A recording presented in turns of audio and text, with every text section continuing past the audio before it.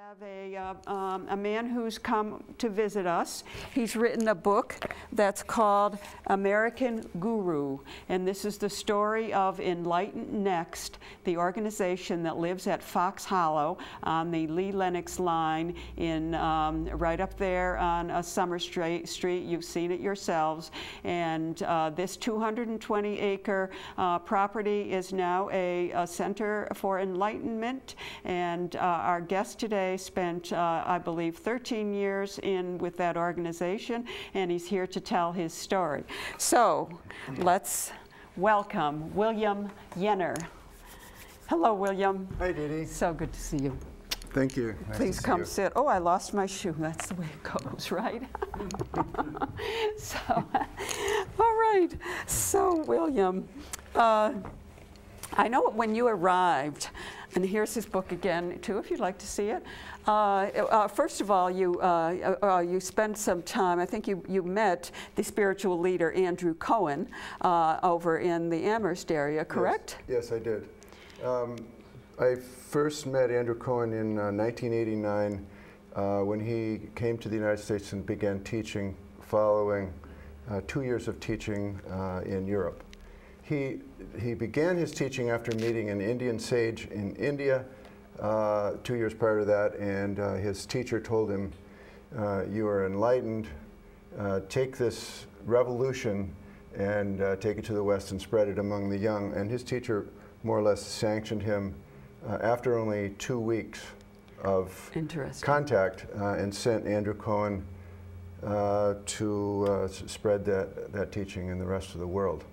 And so then you joined up with the followers of Andrew Cohen, and you moved from there to Boston, and then eventually to Marin County? Right. Yeah, the community formed around Andrew when he first came to Massachusetts. There were about 140 of us, and he moved first to Boston for a few months and then to Marin. And at that point, a larger and more organized community began to form, and he started instituting practices and organization, and there were the beginning of structure, and the cementing of a way of life and of a community, and for me it was both very inspiring, and it was something that I began to really put my heart and soul into and work very hard as a part of the community to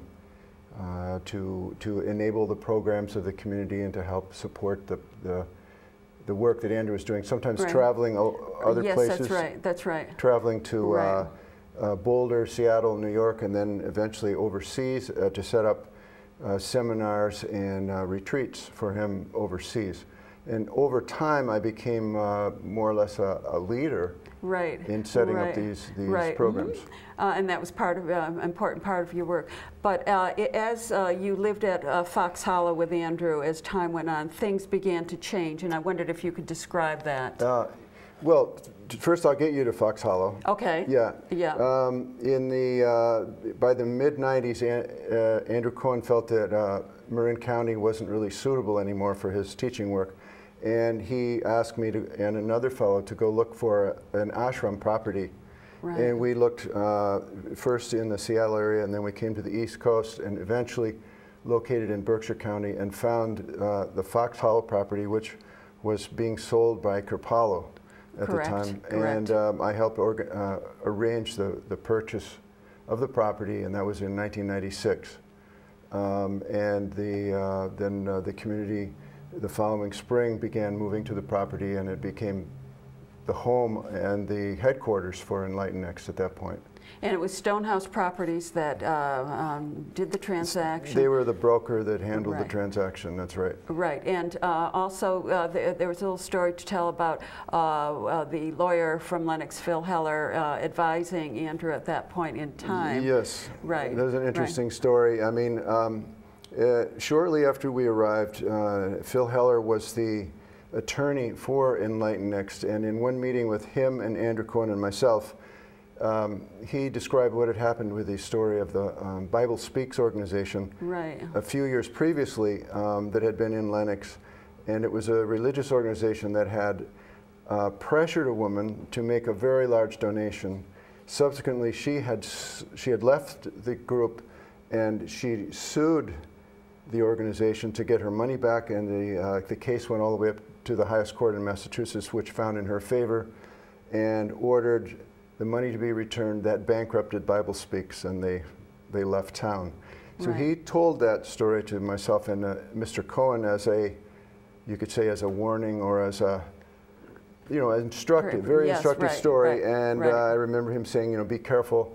Don't try to receive money when the person is under any kind of pressure. Right, right. And then after that, you built the organization, and then did you notice some changes then in how the structure had been previously to that? Yes, when arriving at Fox Hollow was a kind of a transition from an earlier form where the things were somewhat looser. People were more kind of on their own, lived their own lives, and coming to the Fox Hollow property meant that it was an ashram, and people's lives were much more circumscribed, and they had more requirements. There was more work to do, more practices, and more meetings. So it turned into a more of an ordeal for many people. And it was at that time when there were actually some very unpleasant things that began to happen at Fox Hollow. Abuses that at first I chalked them up to, well, maybe the person needed to be slapped, which is one of the abuses that happened, thinking that this was for their own good. I rationalized it. I mean, I'm not proud of that now. I went along with a number of things. I was complicit in things that I saw happening.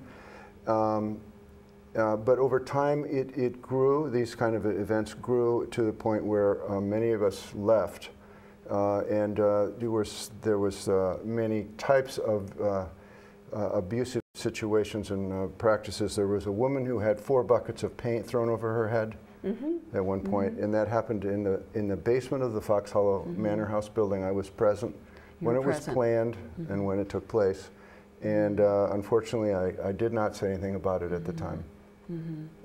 But that was one of the things that happened. Right, and other particular events similar to that? Well, it was a very harsh environment. It was all manner of things could happen. A person could get exiled and thrown out on a moment's notice, and that happened to me a couple of times. Oh, I didn't know that. Yes, I was sent to Australia at one point. Oh. And when you were sent away, you were sent away on a moment's notice. You were to go now. And at other times, because people often left by running away, because the environment was, intimidating. Right. So at some points, people were then told to turn in their car keys and their passport and their credit cards, so that to prevent that from happening.